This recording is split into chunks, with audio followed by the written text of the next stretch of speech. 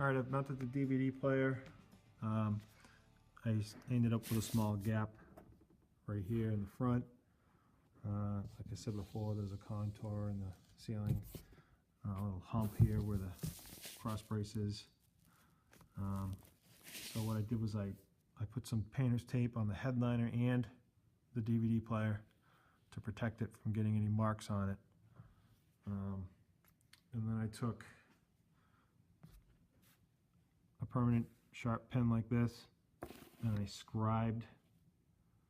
I ran the marker up on the ceiling like this, followed the contour, and let the marker mark the side of the DVD player, the trim piece, so I know where to cut. And what I'll do is I'll take that down and I use a belt sander to slowly remove material until it gets to that mark I made with the pen. Alright, so I've already done one side. The tool I like to use, I think as I mentioned before, is a belt sander. The other tool that's handy to do the fine tuning is a round faced on one side, flat on the other file. And that's just for the the very last little bit that you want to take off. The slower you take it off, the more control you have. I also left the bezel or the trim piece here mounted to the DVD player because it's just a lot easier to sand it that way and not have it flex on you and move all over the place.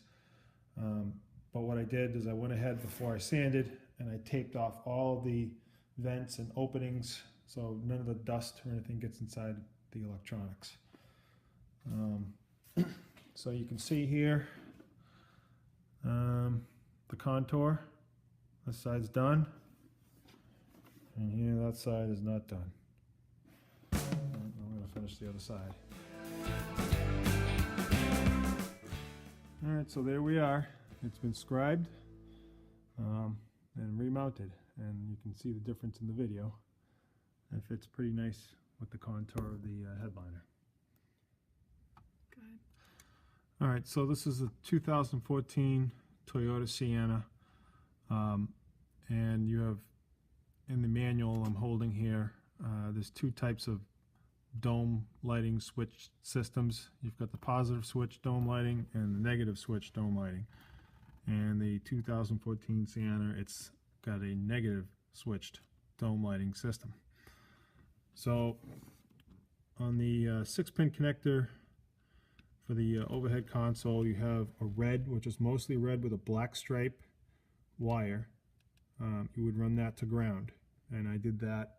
I ran that right to the cross member behind the unit. And then there's a mostly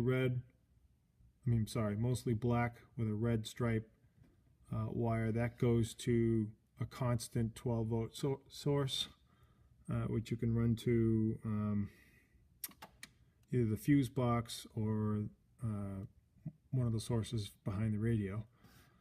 And then you have this purple with a brown stripe wire, and that goes to the negative side of the switch. And in the 2014 Sienna, you've got this light green wire, and that is the negative switch source for this van. I didn't run it to this though. It's my own personal vehicle. I didn't want to try and splice into such a small wire. So I instead ran it to the switch in the door. Alright, so this is the driver's side switch for the dome light. And I ran that purple brown wire to the back side of this switch, which is the negative disconnect for the dome light. Alright, so here is the wire. When you push that switch in, it makes the connection to ground on the ground side of the circuit. And I don't know if you can see, but there's a wire that I soldered in coming off the top of that switch that goes to the overhead console.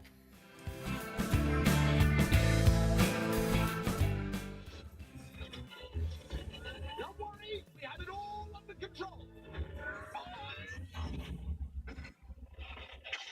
you guys.